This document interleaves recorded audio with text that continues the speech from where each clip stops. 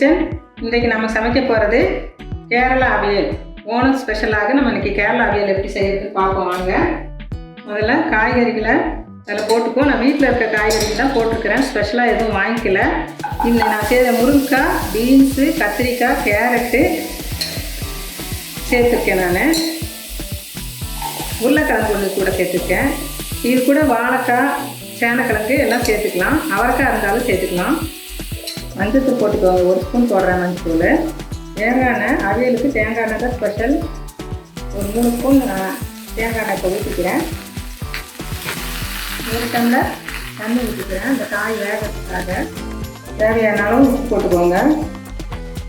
மூடி போட்டுக்குவோம், அது வேகட்டும். காய் வேகிறதுக்குள்ள நம்ம தேங்காய் அரைக்கிறத பார்க்கலாம். நான் ஒரு சின்ன தேங்காய் ஒன்று எடுத்துருக்கிறேன் துருவி. கூட ஒரு 3 பச்சை மிளகாய் கட் பண்ணி போட்டிருக்கேன். ஒரு 4 சின்ன வெங்காயம், ஒரு 10 கருவேப்பிலையில போட்டிருக்கோம். சீரகம் ஒரு 2 ஸ்பூன். இதை நாம் அரைச்சிக்கிறோம். ரொம்ப நைஸாக அரைக்கக்கூடாது, குறைன்னு அரைச்சிக்க வேண்டியதான். சரியாக போச்சு பதம். காய் வெந்துச்சான்னு பார்க்கலாம். காய் வெந்துச்சு. இப்போ நம்ம இதில் தேங்காயை போட்டுக்குவோம். இதில் நம்ம கொஞ்சம் தயிர் போட்டுக்கலாம். புளி தக்காளி எதுவும் சேர்த்தாதனால நம்ம தயிர் சேர்த்துக்கணும். அதுக்கு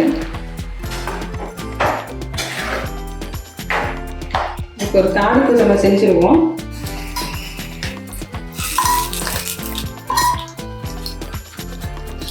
அதில் 1 ஸ்பூன் போட்டேன்.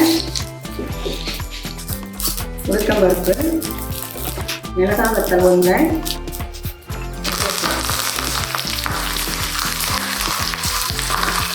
தாளிப்பு செய்யணும்னு அவசியம் இல்லை, விருப்பப்பட்டவங்க செஞ்சுக்கலாம். செஞ்சால் கொஞ்சம் கூட டேஸ்ட்டாக இருக்கும், அதுக்காக தான் நம்ம அனுப்பிடுறோம். சுவையான கேரளா அவியல் ரெடி ஆகிடுச்சு. வாங்க சாப்பிடலாம்.